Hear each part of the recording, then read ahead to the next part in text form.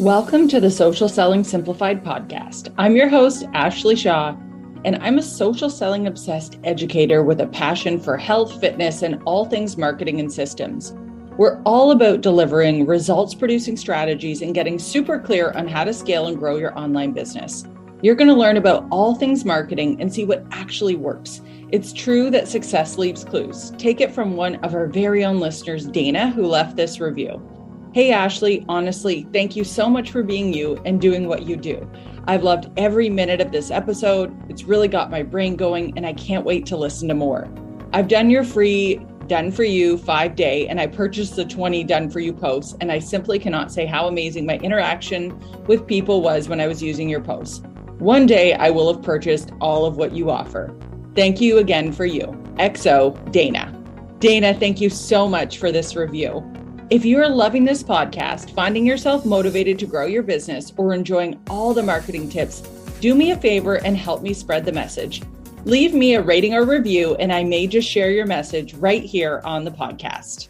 Welcome to Social Selling Simplified. I'm your host, Ashley Shaw, and in today's episode, I'm sitting down with sales expert Ryann Dowdy, and she helps 7- and 8-figure CEOs generate daily sales on demand without more of their time by building and training high-performance sales teams. What I love about this conversation is we get into the things that you should stop doing immediately if you want to generate more sales. And this can be a bit of an emotional roller coaster for people because they feel like they don't have time to generate the revenue that they want to generate in their business. And Ryann makes it so simple to understand what you can stop doing and what to start doing to really build the business of your dreams. Listen in, get excited, grab a pen, and get ready to learn the things that you should stop doing right now.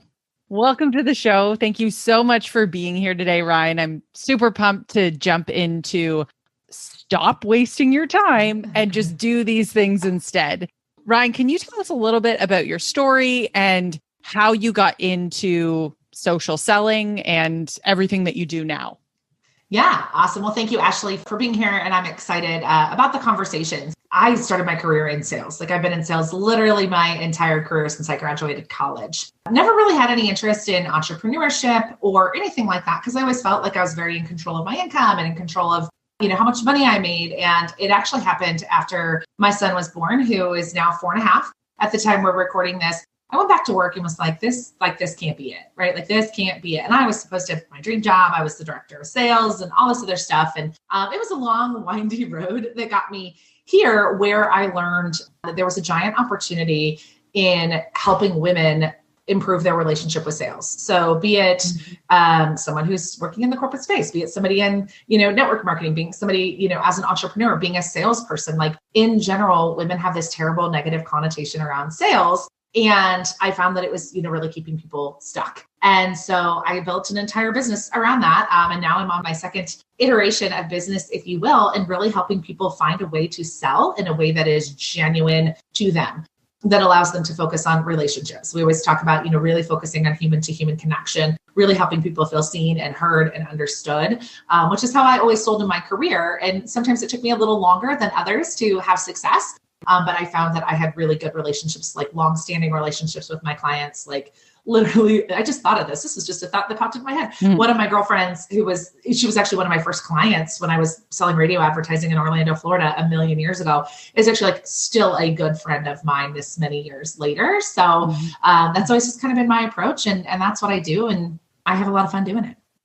What was the first thing that you ever sold? I worked for a company, this is kind of a fun story too, called Transcontinental. So I don't know if you know the name Lou Pearlman. He was involved in the Backstreet Boys and NSYNC. He is since deceased and also went to jail for, I think, stealing money from those people, but that's neither here nor there. But he had a company called Transcontinental, and we did events for people in the talent space. So they were the events that they'd have at the hotel where you could come and meet producers and do training and all this other stuff. So it was kind of a joke, Ashley, that my first sales job, I was selling dreams to 18-year-olds because that's what I did. That's amazing. That is a great story. I have never heard of someone selling that before. That's really cool though. How did that job lay the foundation for what you do now? So, what was really fun about that job, and it's again, like, I don't know, having one of these days today, Ashley, where like the chips are falling everywhere in a really good way.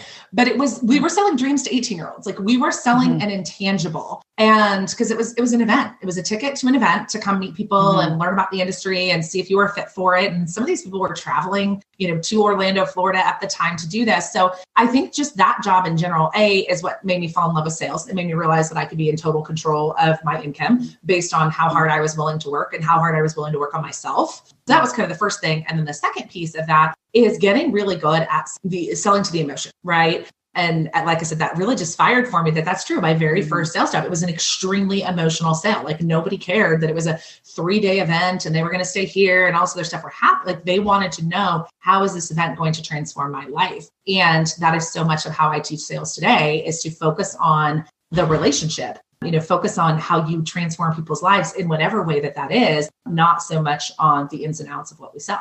Okay. So you said you caught my attention, of course, at Backstreet Boys and NSYNC. That was like, during I had many, many posters. I think I actually saw the Backstreet Boys. Funny enough, they were doing a concert in, it was Darien Lake, and it was the Backstreet Boys and the Spice Girls together. Yes, and great. Like best concert ever. So that's where you sort of got your sales start. And what led you to where you are now? Like, what were some of the pieces that brought you to this place that you're at? Yeah. I started as an individual contributor. Once we realized what we were doing wasn't 100% ethical, I left that job and got a job selling radio advertising, which was, that's what I was going to tell you was my first sales career. And I was like, actually, there was a small stint for a hot minute when I was very young and did not know what I was doing. I was an individual contributor for a long time, and meaning I was a salesperson and then eventually became, I think I was like a director, national, I don't know. I traveled the country and trained sales reps. And what I learned, and tying it back to my very first job, is that there's not a lot of people teaching sales. We make the assumption that sales is innate. Like even in a company, like when I got my job selling radio advertising, I didn't get a lot of training. Like I didn't get a lot of support. It was just like, this is what we do. I got a lot of product knowledge, right, Ashley? This is what we sell and this is our morning show and all this stuff. But nobody said, this is how you do your job. And I'm fortunate that my personality led to being money motivated and very competitive, led to me having a very abundant career in sales. But a lot of people don't have that. And so the assumption is, well, the only way you can be good at sales is if it's innate, right? If that's just your personality. And I vehemently disagree. So it kind of leads me to where I am today in a couple of ways. One, in my Business Social Sellers Academy, we train sales teams for business owners. And we do that. For me, it's like, because I never want somebody to have that experience. I did. God knows how I managed to like keep the lights on the phase of my career. That my bills were very low. I was very young, but like, it was just very, I never want somebody to experience sales in that way. Cause most people would have like just packed their toys up and gone home. Been like, forget it, right? Like, we're not doing this. This is hard. Nobody's telling me what to do. I have no support. So part of it is my motivation of I love sales as a career. And again, it doesn't matter if you're in network marketing or a salesperson or an entrepreneur. Like I love sales as a career. I think it's an incredible career. And I think that we chase people away from it because we don't give them the resources that they need. And then additionally, I just learned over time that the people who were most successful in sales were those people who were really focused on relationship building and solving problems. And so like over my years, I saw so many different salespeople and it was like, what's the difference between that person and that person? We're all selling the same stuff, right? We were all working for the same company. Why was that person infinitely more successful than this person? Because it wasn't the product, right? It was how they interacted with their people and how they built relationships that allowed those folks who were super successful, that won the trips, that did the things, that made a lot of money, drove nice cars. It was always, they were the person who like their clients had them on speed dial and they, went to parties at one of his houses and they knew their kids' names and things like that. So for me, it's bringing those things together for both business owners and, salespeople so they can be successful and be in control of their income. And so when it comes to the people that you typically work with, what do you think the biggest bottlenecks, challenges that you see for them getting to the goals they want to get to in sales? So there's a couple of things that happen. One being, very specifically what we're talking about today is we waste an exorbitant amount of time on activities that are not activities that are going to move the needle, right? We spend a lot of time being busy and productive and not like actually focusing on the right activity that's going to move the needle, or at least prioritizing the activity. I'm not saying like never do this, only do this. It's just like focus on these types of things. I think when the people we work with, they're spending a lot of time on things that aren't moving the needle. They're focused a lot on better understanding. Like, again, it's a lot of product pushing and educating. I see that a lot on social media. It's like, let me tell you all about the product. Let me tell you all about the service that we provide. And I see that happen a lot too, which is, again, I mean, that's a part of it, right? We definitely want to talk about our products, but it's really, we're selling a transformation. We're selling a result. Those are the two things. It's like really focusing on not the activity that moves the needle, and then spending a lot of time focusing on this education piece of let me tell you about the product instead of selling a result, a transformation, an opportunity. Earlier, before we hit record, you were talking about people fall into two camps when it comes to content, because this is definitely where we see a lot of time wasted. And can you just describe what you did earlier about those two camps? Yeah. So I think it's two things when it comes to selling on social media, right? Some people are just like super married to content marketing, and that's all that they do is produce content. They spend all their time producing content in a million different ways, written content, reels, stories. I mean, all the things. TikTok, doesn't matter. They never engage with their people. And then there's the people that really just kind of alienate the content piece altogether, or all their content is product pushing. And then it's all trying to, focus on being in the DMs and reaching out to people and building relationships that way. And what I think is it's like a good combination of the two that really allow us to be effective social sellers and really allow us to, build robust businesses. Perfect. We've nailed the time wasting activities. Always be focused on actually moving the needle. The idea of not just talking about product, but what's the actual value you're bringing to the table, and then having the right mix of content. Let's pretend that you are starting a business tomorrow. You're going to put on your, let's call it network marketing hat, and you are going to open up the virtual doors and start. First things that you're going to do to really get yourself out there in a way that lines up with everything that you've learned over your career.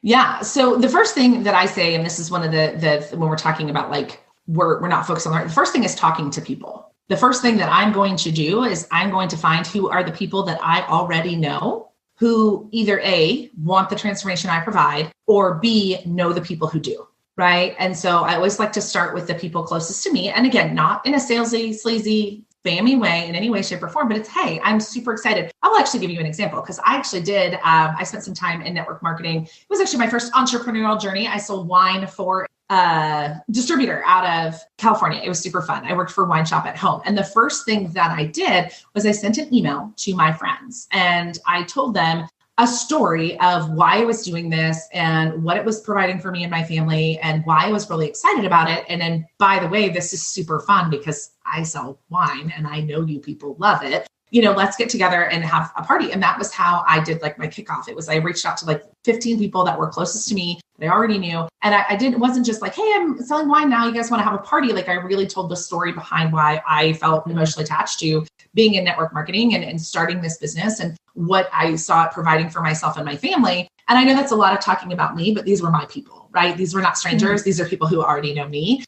So I just really told them the story of, this is what I'm doing and this is what this looks like. And, I'd love for you to be a part of this. That was kind of step one for me. Then step two was reaching out. Like I just picked up the phone and I called, my closest girlfriends or girlfriends that I knew had networked with girlfriends that really liked wine. And I was just like, hey, again, same story. This is the opportunity. This is what I'm looking at. And I would just love your support. If you could lend it by way of hosting a party, if you could lend it by way of, sharing on social media, if you could lend it by way of cheering me on, I would love that. And so that was how I booked like my first handful of tastings. And our goal was always, I think it was like 5 is what they told us at the time, like to book 5 within X amount of time. And that's how I got my first 5 tastings, was through my network of people, by talking to those people. And again, I didn't really talk to them a lot about the wine because I didn't know a lot about the wine yet, right? Like I didn't have the product knowledge yet. Like what I told them was I sold them about the opportunity and the lifestyle and how much fun it was and what they would learn and an opportunity to spend time with friends. And then an opportunity to support somebody that they loved reach their dreams. And so I really very much kind of created it as an experience for people. And so that's 100% what I would do today. Who do I already know? Who's already in my network? And that's where I would start. And then from there, I would start focusing on the social media piece, going onto social. And again, selling that same story. This is who I am. This is what I do. This is what I'm excited about. Because again, assuming that your social network are people at this point in the game who know you, right? As your business grows, you're going to have all sorts of strangers as social media friends. But when we start, they're primarily not strangers.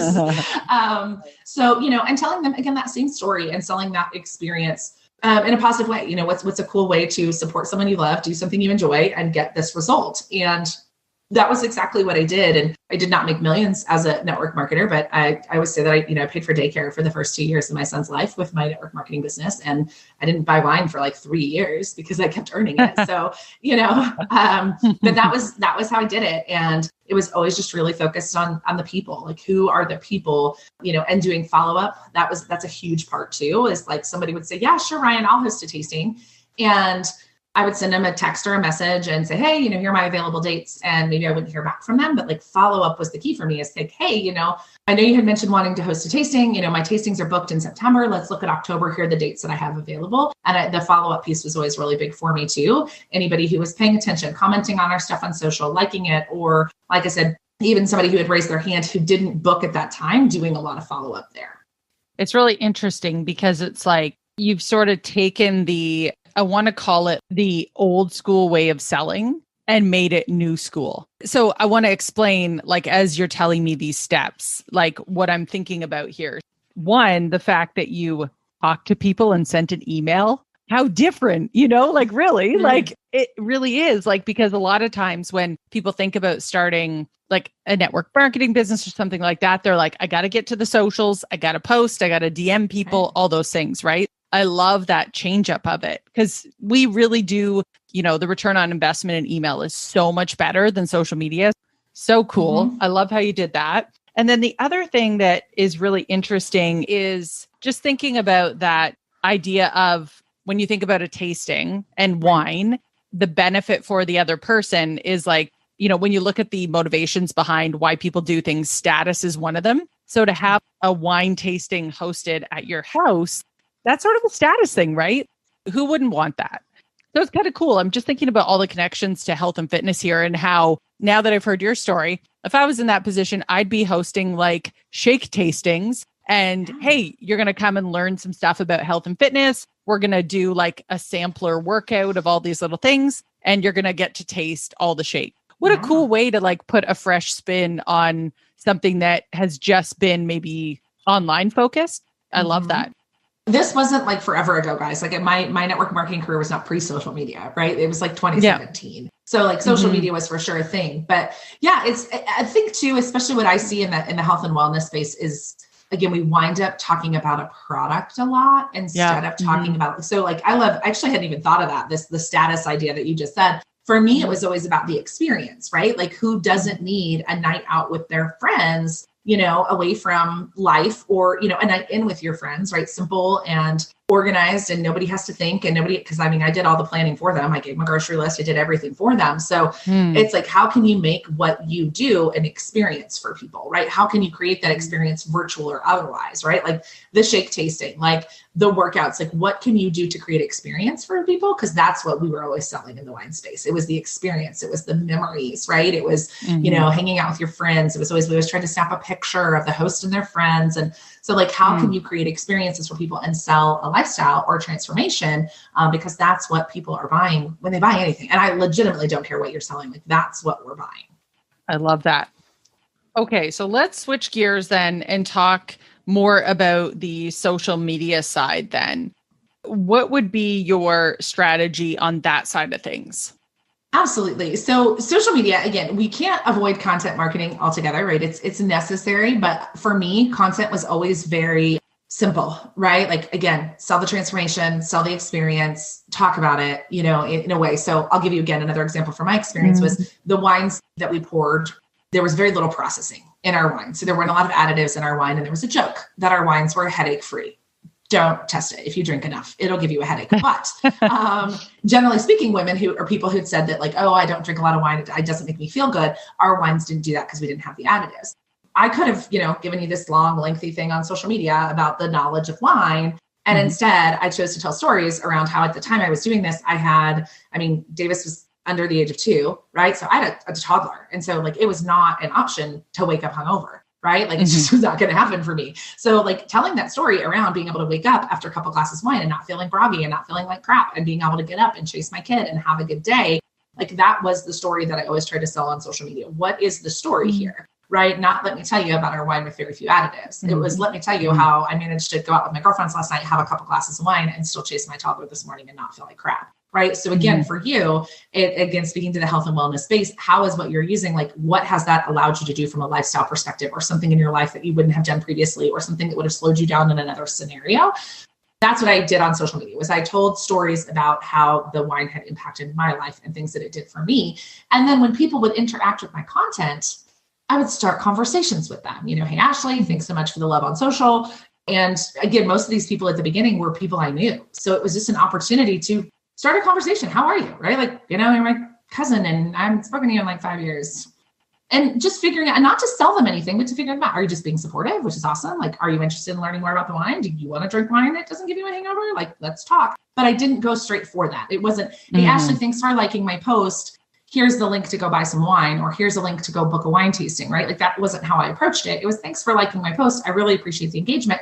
How are you? Or, wow, I was just looking at your social media and it looks like you just went on vacation. How was it? Right? Or, oh my gosh, I can't believe your kids are in the 5th grade. Like that's crazy. Are they enjoying school? Right? Always focusing on building that relationship. So that's kind of the strategy that I would take on social is really spending a lot of time telling stories about how the product had impacted my life. And then as people started to interact with that content, starting conversations with those people in a really organic, natural way to seeing where those conversations went. And I had a lot of conversations, Ashley, that went nowhere, right? They were not people interested in buying wine, joining my team, hosting a tasting. None of that happened, right? But, you know, they were conversations and it's just a good way to connect with people in general. And I got to practice talking about my business, right? I got to practice asking good questions. I got to practice positioning, you know, my product in a way that connected with people. I never view a conversation with somebody who doesn't buy as a waste of time. I view it as what can I learn from this opportunity? And then of course, just the relationship in general, right? I feel like today's world, we're bad at keeping in touch anyway. So it's a good way to connect with people. Absolutely. When it comes to this idea of stop wasting time and like get down and dirty and just get down to business, what are the key activities that you see in sales that like, you know, you can skip these, but don't you dare skip these other ones? What would that be for you? So for me, I mean, the number one activity actually is talking to people, you know, because again, we go to like, I'm going to go, you know, start a Facebook page or open an Instagram profile or, you know, update my social media. And like, that's our first reaction. For me, it's focus on talking to people first, right? Focus on the people who are closest to you, the people who already know you, like you, and trust you. Start there first. And I legitimately don't care what kind of business you have. Like even in the business that I run today, like we're not in network marketing. I started with my network, right? My first clients came out of, I have a business partner. It came out of our existing network of people. So for me, it's go talk to people. People that know you are even better. And that is where I always tell people, like in the beginning of your business, like 80% of your time needs to be focused on talking to people and then 20% of your time. So say for instance, you can dedicate 10 hours a week to your business, right? Like maybe that's the number of hours that you have available. Like 80% of that time needs to be spent talking to people. And 20% of that time can be spent on things like content creation, even things like, and again, I know everybody's business is different depending on like sometimes setting up your website and all that different stuff. I think we get stuck in like, well, I've got to do the training videos and I've got to do this. And I don't want to tell anybody that I'm doing this until I really know exactly what I'm doing. And then I want to make sure that my website is pretty. And I want to make sure that I know how to input orders and all these other things. And we spend, 3 weeks, the most excited time of starting a new business in network marketing, piddling around on the back end without ever talking to anybody. So for me, it's, figure out how much time you can dedicate to the business, really focus on talking to people and showing up in a really powerful way in telling your story and your transformation in the product that you use or that you promise people. And then, the remainder of that time being spent on that back office stuff. Yeah. I remember in a mastermind I was in, we talked about your I think it was the top 5% of what people are actually doing in their business. And the number one priorities in your business is like selling. If your business is not where it needs to be, especially in the beginning, and you're not profitable, you need to be, and I say selling like sort of in quotes, because, I don't mean just talking about your product. It's all the conversations, like you said, that really needs to be happening. And so many people just are spending time like making things pretty And it's like, no, that's the opposite of good time invested right now, or not the right amount of time.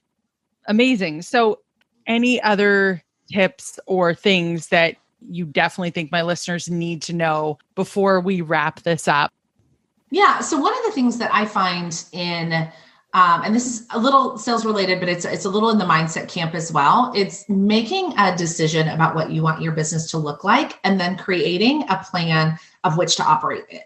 Right. So I talk to a lot of people, again, network marketers or otherwise, that are like, yeah, it'd be great if I could get this off the ground. Like, oh yeah, no, I would love to be able to make $500 a month to go on vacation. Like, we talk and he's like, oh, maybe I possibly might sort of kind of want to do this thing. And here's the deal. If you're going to put your time, effort, and energy into this, like, make a decision, decide what you want it to look like, and then make a plan to make that happen. Right. So, because Ashley and I can sit here and tell you all day long to go talk to people. And you're like, yeah, tomorrow. Like, I'll get to it tomorrow. Right. Because we don't have a plan on how to work our business or when we're going to work our business. So the things I tell anyone who's looking to start a business is you need to make a decision of what you want your business to look like. And then you need to create a schedule, for lack of a better word, of how you're going to work that business, right? Where are you going to carve out that time? Even if it's only 30 minutes a day, where does that time come in and what are you going to do in that time?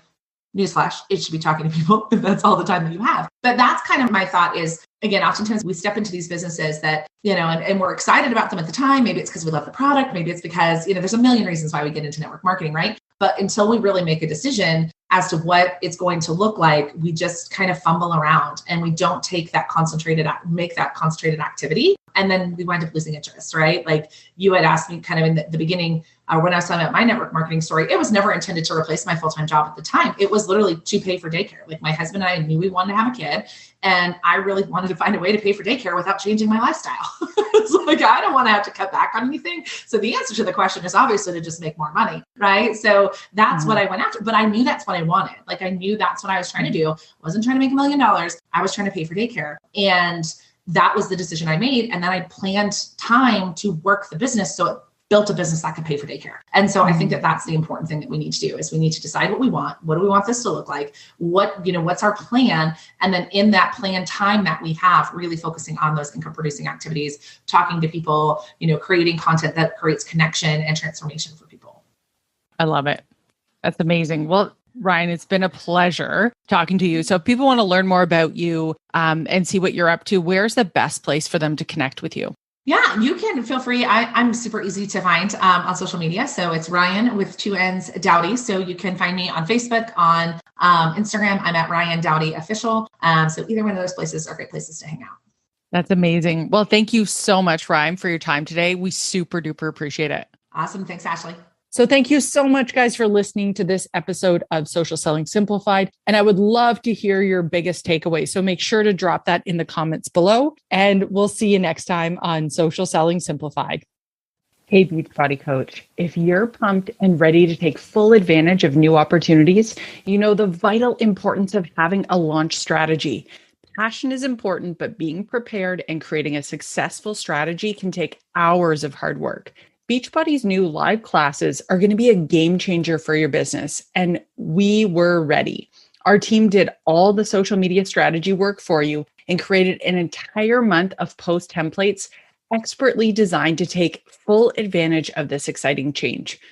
Don't let this opportunity for growth pass you by because you guessed and stressed and flew by the seat of your pants. The work has already been done for you by expert copywriters. All you have to do is follow the step-by-step instructions that show you how to tweak each post to be true to you. Head over to ashleyshaw.ca/rockyourbody. Download and follow the easy instructions that show you how to tweak each post to be true to you. Then you're done. That's ashleyshaw.ca/rockyourbody.